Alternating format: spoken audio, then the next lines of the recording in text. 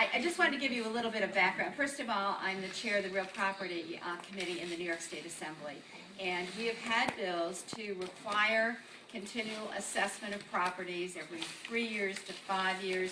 I actually put in a constitutional amendment to require that we had to do it every 5 years. We were under the Constitution to do it. The bills all passed through my committee, and Senator Betty Little got them passed through her committee in the Senate, and they just die after that. And what is the reason? I think the reason is about, on the state level, us requiring people to spend money, because when you reassess, you have to spend money. That's one of the issues. We're trying very hard not to do the mandates and so on, although this does go back away. And the other issue is that people generally won't say, my constitutional amendment, I kind of laughed at myself, and I said, okay, if we put out a constitutional amendment saying we have to reassess our properties every 5 years, are people going to vote for it? Is the public really going to vote to have their properties reassessed? When your properties are reassessed in most communities, it's usually a third of the people stay the same, a third of the people go up, and a third of the people go down. The problem is you don't know where you're going to be in all that. And it is very hard, and it's been hard.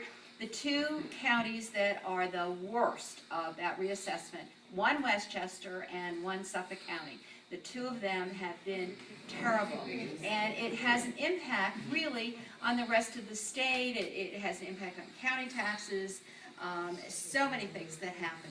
Now, I have to tell you, for Westchester County's perspective, we did pass a bill in both houses to require reassessment, I think about 12 or 15 years ago, and the governor vetoed the bill. So it didn't happen. There is an effort, again, to have reassessment in some communities. Bronxville has done it. I believe that Mamaroneck is doing it. Some communities in Westchester are starting to do the reassessment. I haven't heard Cortland talk about it. I haven't heard Yorktown talk about it, although when Linda Cooper was supervisor of Yorktown, she was talking about it, and she did lead the charge to get it done. But there is a discussion about doing countywide assessment in Westchester. I don't know whether that will happen or not. There has been discussion about countywide assessment actually in Putnam County. It hasn't happened, or having some kind of a facilitated effort, so everybody is in the same wavelength, because your county taxes are also based on having real good assessment of every property and to be sure it's up to date. So so we have been trying. It just, I can't get my colleagues. I am so much in favor of it. I'm in favor of countywide school districts. I taught in a countywide school district in Virginia. It worked fine. It saved money. My teacher's salary came out of the county. I was hired by the county. We were instructed by the county, and it worked. And I don't understand around here how we have to have everything so small. I've been trying very hard to get people to think about coordination, but when I've done polls in my district, what comes back is, no, we're not willing to address school issues. We're willing to address combining courts, sometimes police, maybe recreation, parks, but everybody wants to avoid the school. And I don't know whether it's about the name of the football team. I don't know what it is. But it is something that people are just, not into. But, I mean, it doesn't necessarily help the people that are here because you're in a larger school district. But when you sit and you see Garrison and Houghton as two small school districts, will the state ever come in and say a school district of 500 or less than 1,000 students have to combine? It was recommended by our former Lieutenant Governor Stan Lundeen, but it really wasn't picked up, by people. There has been an effort here in Putnam County.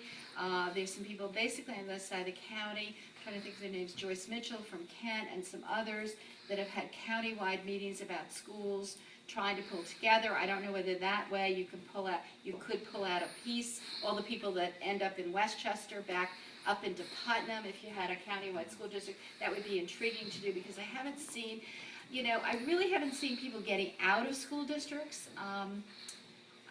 But we were talking about Old White Plains. I went to White Plains High School, and that was about Halla, Silver Lake in Harrison. It was Hartsdale and Greenburgh, and then they all separated out.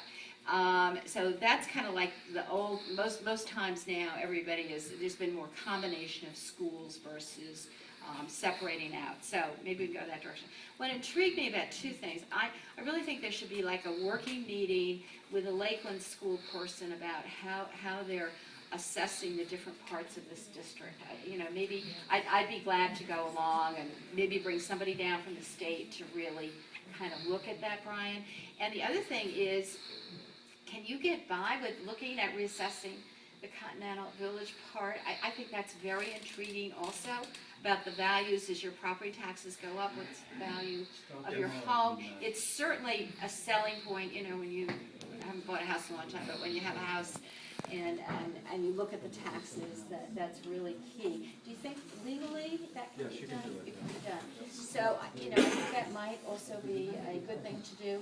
If you want to combine school districts, what has to happen is the school boards, and I think that happened in Haldane and Garrison, a number of years ago, where the school boards each looked at it, you do a study and so on. It has to come from the school board, but it has to be the public pushing the school board to go forward with looking at something like this. How do we push? Science. You got to go to board meetings. Small portion of the Lakeland school district. Well, it doesn't matter. Get a petition signed, get there, get your voices heard.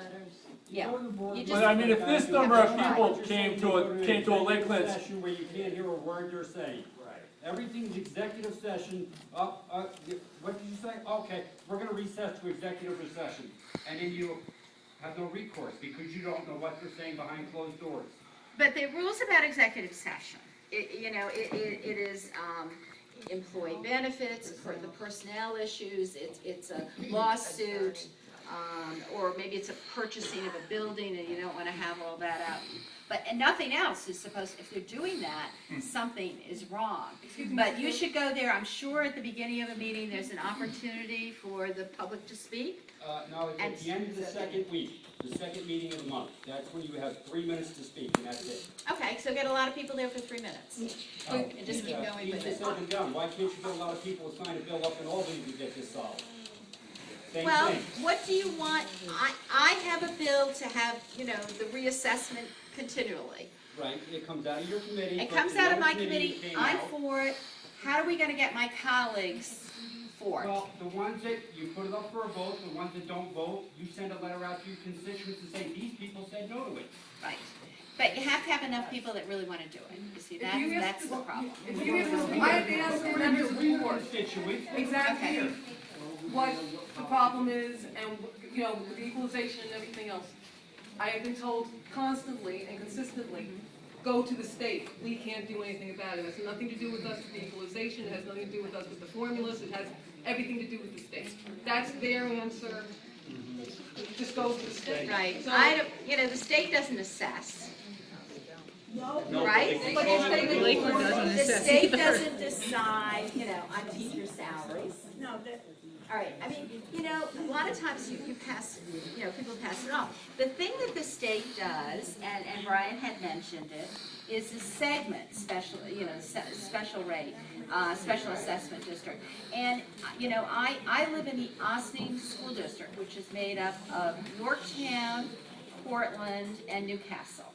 And there was a section of Newcastle called Millwood near Route 100 that felt that their rates were probably the highest of all the four communities. And they went to the Board of Assessment and Review in Albany, and they've had some good years and bad years. It's very hard to fight it because, as Brian said, you have to show the differential is more than 10%. I think it is 10%. And sometimes you can do it and sometimes you can't. That's why I think this other is a more maybe intriguing way to go, or to find out, who's making those decisions in the Lakeland schools, which we heard tonight, and maybe there's something amiss that's going on that way. But the other thing is also cutting the costs in our school districts. I mean, bottom line is, where do we cut the costs? And that's one of the things we all need to work on.